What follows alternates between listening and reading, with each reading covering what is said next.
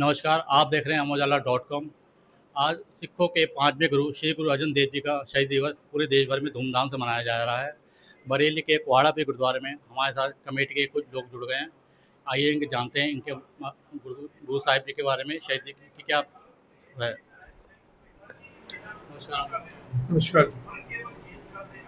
आज पूरे देश भर में शहीद दिवस अर्जन देव जी मनाया जा रहा है। गुरु अर्जन देव साहब सिखों के 5वें गुरु थे।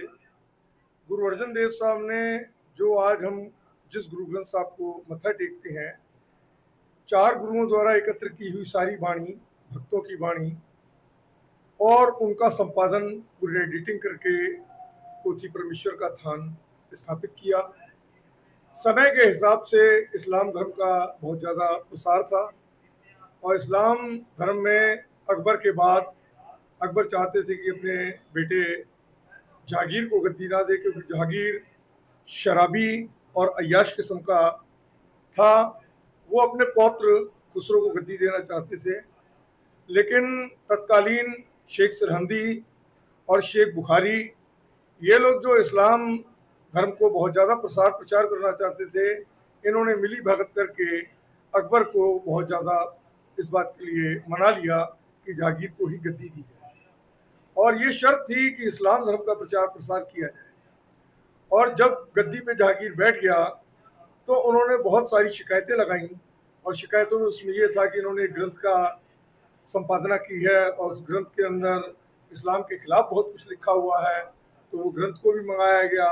अकबर उससे पहले उसका बहुत गुरु ग्रंथ साहब का हमारे सत्कार सम्मान कर चुका था, लेकिन जहांगीर चाहता था कि इस्लाम धर्म का ज़्यादा से ज़्यादा प्रचार हो।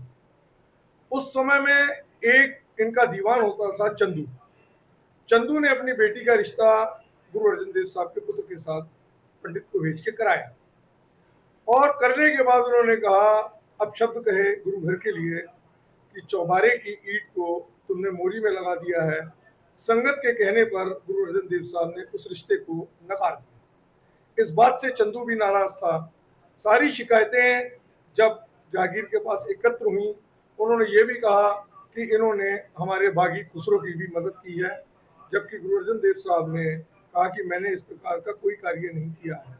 उन्होंने कहा इसमें मोहम्मद साहब, गुरु ग्रंथ साहब में मोहम्मद साहब के हक में मोहम्मद साहब की उस्तत के अंदर लिखा जाए, तो उन्होंने कहा ये धुर की वाणी है, ये उस परमात्मा की वाणी है, इसके अंदर और कुछ भी नहीं लिखा जा सकता। उनसे कहा गया कि 2 लाख रुपए जुर्माना दें या इस्लाम धर्म में आ जाएं और यहाँ गुरु ग्रंथ साहब में जो हम चेंजेस चाहते हैं वो चेंजेस कीजिए। गुरु ग्रंथ साहब ने तीनों चीज़ों से इनकार कर दिया। उस समय 1206 के अंदर एक यासा का कानून बना था, जिसमें किसी को शहीद करते वक्त ऐसा किया जाता था कि इसके खून का कोई भी कतरा जमीन पे ना गिरे। ये माना जाता था खून का कतरा अगर जमीन पर गिरेगा तो बहुत सारे लोग वीर पैदा होंगे। उसके तहत गुरु अर्जन देव साहब को शहादत दी गई। एक कुरदित्ता नाम का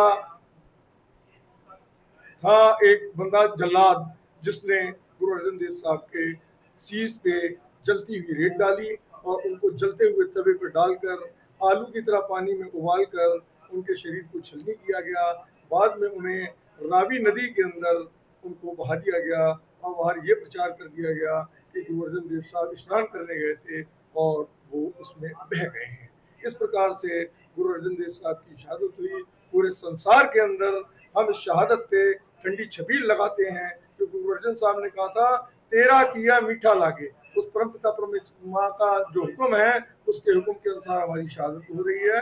गुरु हरगोविंद साहब ने फिर अकाल तख्त साहब की स्थापना की, बहुत सारे वीर पैदा हुए, फिर 4 जंगें लड़ी जहांगीर के साथ, चारों जंगों के अंदर उनको हराया। अगर आप ये वीडियो YouTube पर देख रहे हैं तो हमारे चैनल को सब्सक्राइब करें और बेल आइकन को दबाना ना भूलें। अगर आप Facebook पर ये वीडियो देख रहे हैं तो हमारे पेज को लाइक करें।